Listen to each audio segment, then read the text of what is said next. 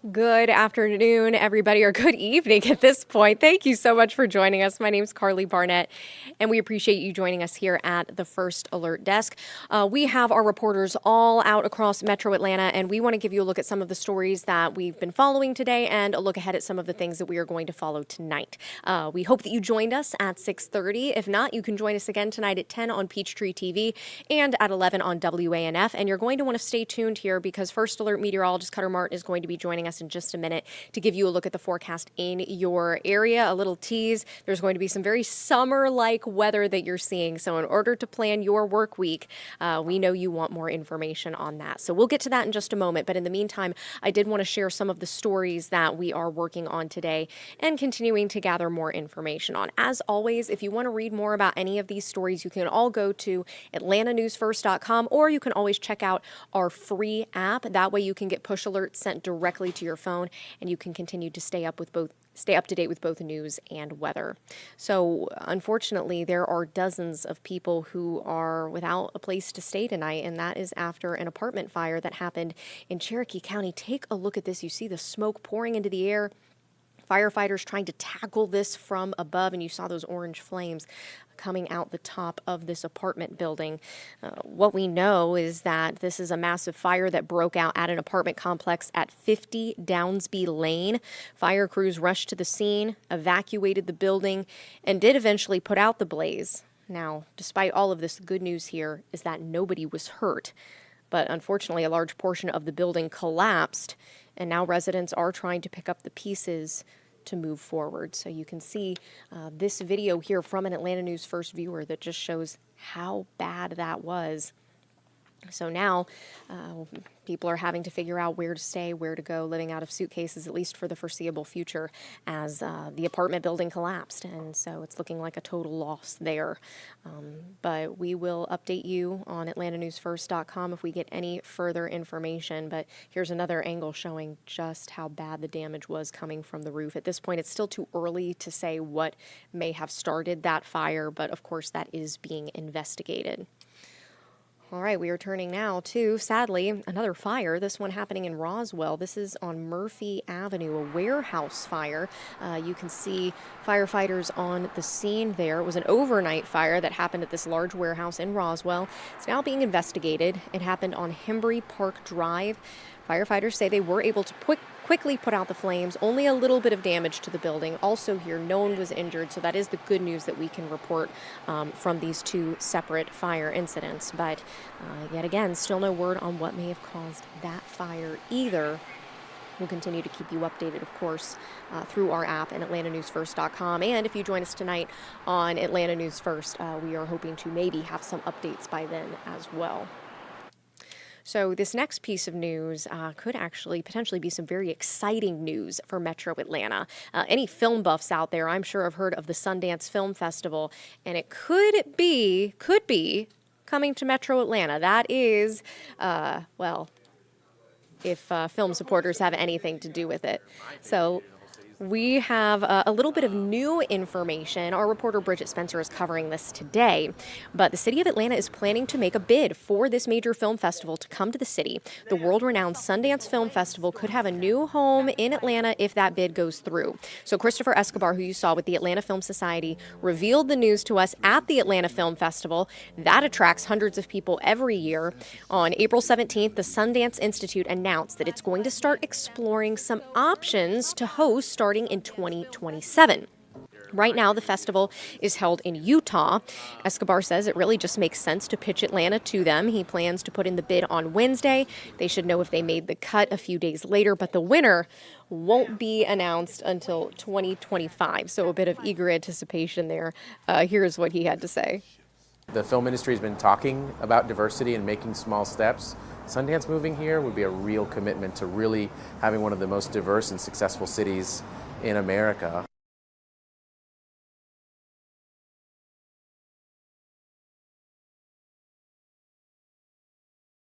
The film industry. Well, we will be watching and waiting to see.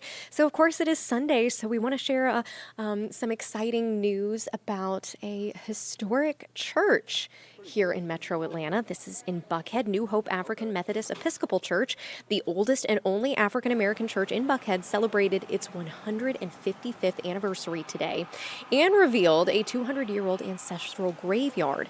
They have raised $25,000 and they have a year to do the project, so they say they really want to start with the restoration of their sanctuary on the outside and then go to the inside.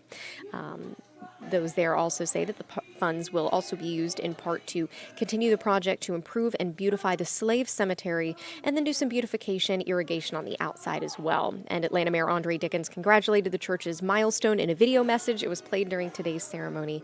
Leaders say the church has also been used in some major films like Tyler Perry's Diary of a Mad Black Woman and Oprah's The Henrietta Lacks Story. So a significant piece of Atlanta history, of Buckhead history, now could be getting some new life, so to speak, making some changes to the exterior, the interior, and helping to preserve that history and keep these memories alive for people.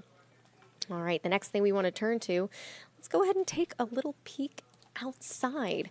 Looking mighty beautiful out over Atlanta this evening. Hey, Wesley, I see that you're watching from Ackworth. Thanks so much for joining us. And of course, we're already looking ahead to the work week, Hunter. So we had a pretty great weekend. We'd like a pretty great week, too. We kind of had, we had the clouds yesterday, some cooler temperatures, and then eventually clouds gave way to some sunshine. So yesterday, salvageable. And then today, much more in the way of sunshine, kind of the opposite trend. It was sunniest earlier in the day. And then as we went through the afternoon, we did see some clouds bubble up across North Georgia and Metro Atlanta. Outside right now, you're taking a live look from our camera in West Midtown, roughly, maybe 16th and State Street or so, looking back towards the city of Atlanta, Midtown from West Midtown and Atlantic Station. And you can see a lot of clear sky, just a couple clouds up in the sky on that eastern horizon. Again, thank you for tuning in and for watching. I'm First Alert Meteorologist Cutter Martin. Want to remind you, if you have any weather questions, comments, concerns, we are streaming on many platforms, yes.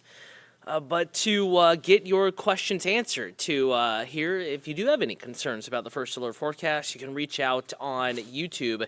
That's probably the best account to like and to follow and to converse on. And as Karli mentioned, Wesley is already watching. And hello to you, Wesley, up in Ackworth, north of the city of Atlanta. Hopefully some gorgeous weather up there. DeMarcus Bailey, hello to you. Let me know where you're watching from, DeMarcus. Not sure. You might have streamed before, but especially if you're in the city of Atlanta or the greater area, give me a holler. Let me know where you are streaming from. So thank you for tuning in and for watching. We're going to go ahead and dive into the forecast now. As you saw outside, it is absolutely stunning. David Tench is watching from North Carolina, checking on his peeps, he says, in Atlanta. And, as the crow flies, North Georgia, much of North Carolina, especially the western half of the state, not too far away. We tend to get weather here just a little bit before you do, so hopefully we can give you the heads up. And I think in general, your forecast, especially central and western North Carolina, very similar to ours in North Georgia. So here's a look at current temperatures outside right now. We are mighty comfortable. Not tracking much in the way of an issue outside. Temperatures low to mid-70s, so short sleeves. I was just outside a few moments ago, and it really did feel so nice outside. It's spring, it's warm outside, but humidity kept in check. We don't quite have that summertime humidity just yet. It feels very nice outside. In fact, clearer than it was earlier this afternoon when we had a few of those clouds bubble up. So nice stuff this evening. If you have any plans outside, no worries for you. Comfortable temperatures, low humidity, a breeze, dry forecast as mentioned. And I think that our temperatures roughly, low to mid-70s across the metro, they will continue to cool probably very quickly here back into the 60s. Even in Atlanta, Blairsville already a little bit cooler, down to 68 degrees. Let's go ahead and give you that hour-by-hour forecast. Proof is in the forecast, right? Letting you know that it's going to be oh so nice. Now we can show you here in the hour-by-hour forecast. Temperatures in Atlanta back into the upper 60s, I would say at the latest by midnight. DeMarcus Bailey, again, thanks for watching. Your comment may have gotten cut off there. I'm just seeing the word 2. So feel free to give me a holler back. Let me know where you're streaming from. Temperatures back in the upper 60s by 2 a.m. in Atlanta, lower 60s by 6 a.m., and we're going to bottom out in the upper 50s to right around 60 across North Georgia and Metro Atlanta. So I would say tomorrow morning, not all that cool.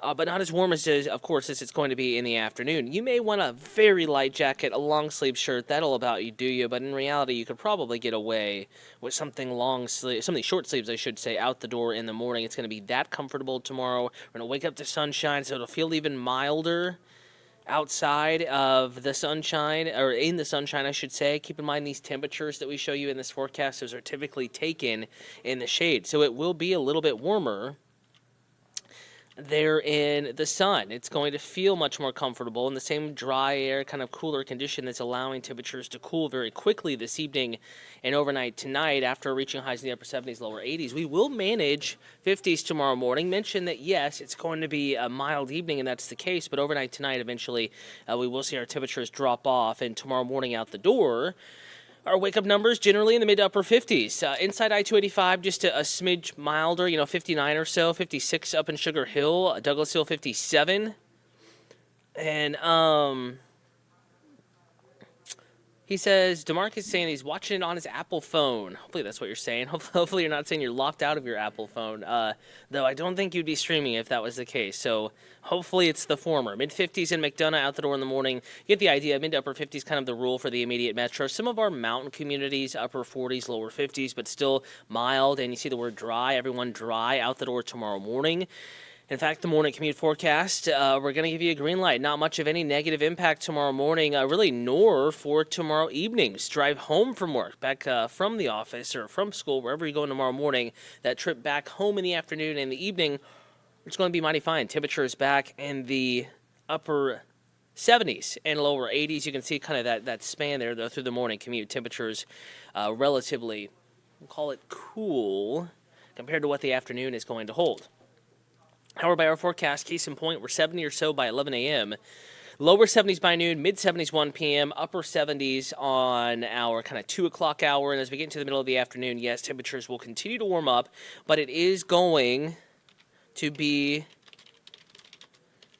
a nice Monday, a warm and dry Monday with no issues in the first alert forecast through Monday afternoon. Now, there could be an isolated shower or two as we get into tomorrow evening. We'll talk about that here in just a moment, though. Do want to give you kind of a snapshot of your day. Going 82 Atlanta, partly cloudy. 79, partly cloudy in Gainesville. Few clouds, 81 in Athens. 82, much the same with the sky in Rome. 80 degrees in Noonan with a few clouds around. And then some bigger changes in the forecast. And again, a relatively low-impact weather week. We're not tracking any horrendous weather days here, but something we're watching is Monday evening. We know clouds will increase. There could be an isolated shower or two. Still mostly dry, but here we are 10 p.m., and there's a little shower down in Meriwether County, according to this forecast model. May not be at exact same time as what this model is showing. It may not be in the exact same place as what this model is showing, but you get the idea. More clouds, spotty rain chance after sunset. Your dinner plans are fine. 1 a.m. Tuesday, we're starting to see some more substantial rain and thunderstorm activity move through North Alabama. For us in North Georgia Metro Atlanta, it is scattered, it is hit or miss, but technically 7, 8 o'clock in the morning Tuesday, there will be a few showers around in the first alert forecast. So something we're going to be watching here for you. I don't think it's a washout. If it does trend wetter for the morning commute or the evening commute, because we will have a continued chance, a.k.a. 4 p.m., a continued chance of pop-up showers and a couple of thunderstorms in the forecast. And if that trend continues or trends wetter, and it looks like your commute will be impacted more so, we will go ahead and put on that first alert weather day and give you the first alert. Lonnie's watching from New York, saying it's 70 degrees. So Marcus is watching in Atlanta. Hello to both of you, both here and beyond. Right as perfect timing here, too. We're going to go ahead and pull up that first alert 7-day forecast.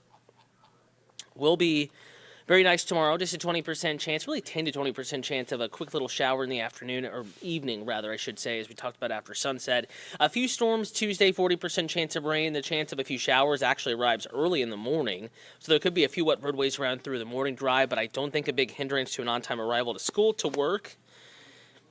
And then we're going to be watching Wednesday, again, after that hit or miss chance of showers and a couple of thunderstorms Tuesday, we're going to dry it back out and we're going to heat it on up. Temperatures back in the upper 80s. Wednesday and Thursday, some neighborhoods will be in the lower 90s south of Atlanta. Humidity comes up just a little bit, but I will say humidity, even with the midweek warm-up, not going to be too bad. Hello to you as well, DeMarcus. Thanks for watching.